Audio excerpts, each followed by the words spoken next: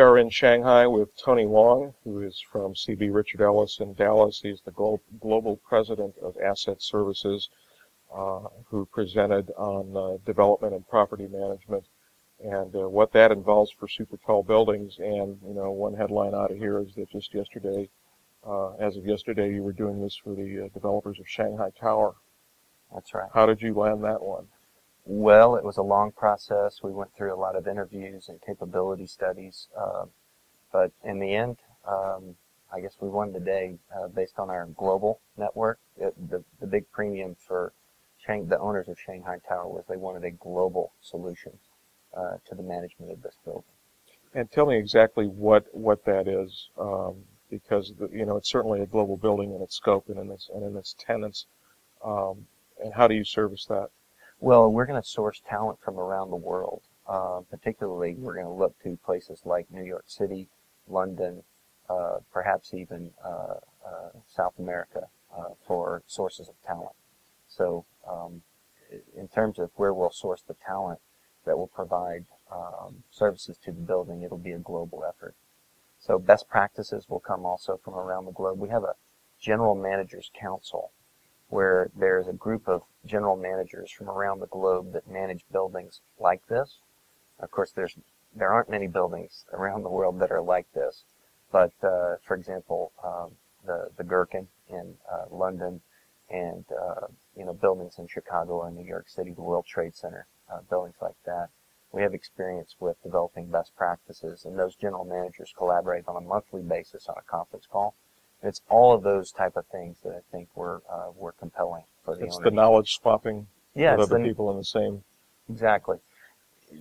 Many times in buildings of this scale, you'll run into problems or issues or tenant delivery ideas that you may not necessarily see in a given market. So being able to go outside of that market and get some ideas from people around the globe are real beneficial. Well, and you're right, because super tall buildings, and this one particularly, Shanghai Tower, are in a very small percentage of buildings in the world today that really is specialized. So that's the purpose. When I think about building management, I recall a technical tour we took of the John Hancock Center in Chicago a few years ago, and met the building manager who took us through all the mechanical systems in the various facilities in the building, which really got me thinking about what building management meant in that context. And there are so many facets to it. What kind of things is a building manager of a super tall dealing with day to day? Well, the first and most important thing that we think about as managers is just life safety and comfort for the tenant. So being able to get you to your space as quickly as possible and as comfortable as possible via these new lifts that are being installed. And it's just the whole life safety systems around, in the event that there is some sort of an event like that, being able to have systems and protocols around that. But that's something that is really unspoken by the tenant. The tenant's really looking for great workspace where they can attract the top talent around the globe to really advance their cause and their own business. And, of course, they're looking for great views. They're looking for prestige. They're looking for all the things that occupiers around the globe are really interested in. And, finally, they're looking for a good deal. And so in super tall buildings, they don't mind paying a high rent as long as they get the value back in the prestige and the well-known nature of these kinds of buildings. But there's a myriad of different things that tenants focus on. So you're also marketing the building space in addition to helping the managers, is that right? Across the globe we are as a practice, but for Shanghai Tower, we're only consulting on the property management piece of it at this point. Just on the subject of super talls in general, how readily are super talls accepted by clients? Is it an easy sell? Do they come looking for you? Looking for premium office space? How does that work? Well, as you look across the major markets of the world, you can look on top of the buildings and you can see companies like PwC or others like them, the professional services firms that typically look for the prestige of a super tall type building. And we go looking for them as well as they come looking for us. But it's not for everyone. It's not the type of building that's for every single person. The other thing that's worth noting is in the occupier world today, workspace and the way people use space is changing. We used to think of it as you had a door and an office and a place that you sat, and you had, today wireless and other things that serve you. But in this day and age, we're really looking for flexible space and space that can accommodate more meeting space and more common space and more collaboration type space. And so super tall buildings provide that, in that you can have amenities such as restaurants and workout facilities and other things. And most of the time they're also attached to lots of really good retail. And so these buildings are really cities enclosed within themselves. These buildings are kind of coming online one at a time. Mm-hmm. And when you talk about floor space, I think of the Willis Tower, formerly named Sears Tower in Chicago, and how it had the huge floor space in the bottom floors for Sears corporate headquarters, and kind of tapers as it goes up to smaller plates. And the problems they've had filling those huge spaces. Are you called upon to do that? Can we still fill these huge spaces in the buildings that still exist that way? Well, it's interesting. In Dallas, the office that I'm in, we actually occupy a 68,000 square foot pedestal floor. And that space is very unique within our own marketplace. And they tend to attract firms like trading firms and other firms that need mostly wide open space and that do raised floor. And you can distribute the technology under the floor. And those types of spaces, though, are very unique and I think very marketable. And I'd say there's a growing market for that type of space.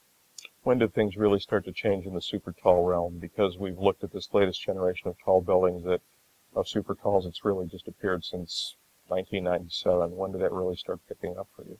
Well, for us, I think it's been in the last 5 years that we've seen our practice transform into one that's focused on the premier type properties.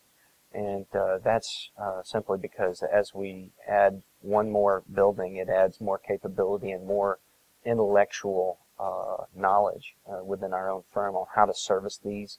We have people that have done commissionings for the technical side of things to get the buildings from the architect's desk to actually having tenants move in. And it's sort of one brick at a time, if you would. So that's really what we've seen. I think of some of the office spaces that I've worked in previously where just the needs of technology have changed over the years. First, you need hardwired Ethernet, for example, and then you're going to wireless connections, and it seems like they're always having to replace that. Is that an issue today? Yes, it is, and wireless is an issue. And there are even cases where some buildings are so tall that you lose the connection to the wireless network. And so having the capability for the building to be fully able to accommodate all of the different types of technology, the mobile technology that is so prevalent today.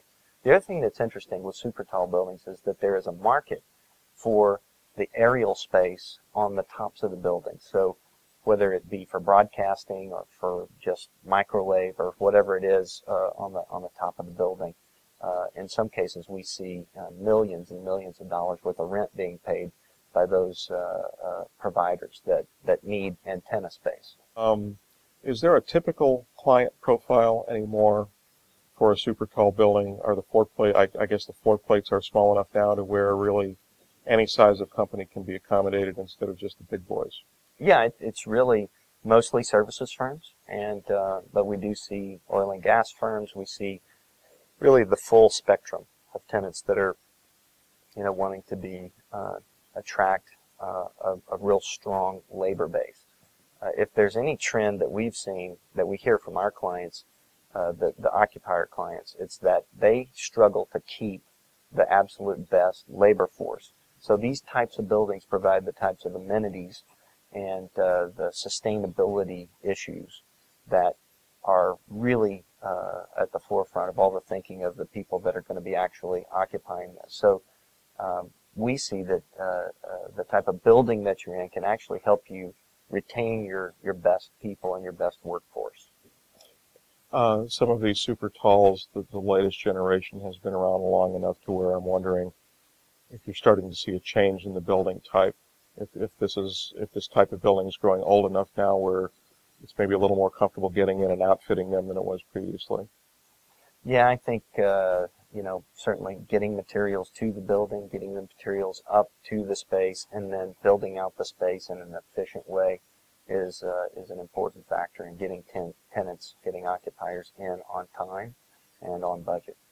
Well, I want to thank you for dropping by because in this conference we've discussed marketing and now building management and a lot of facets of super talls that we haven't gotten into before, but thanks for dropping by. You bet. It's a pleasure.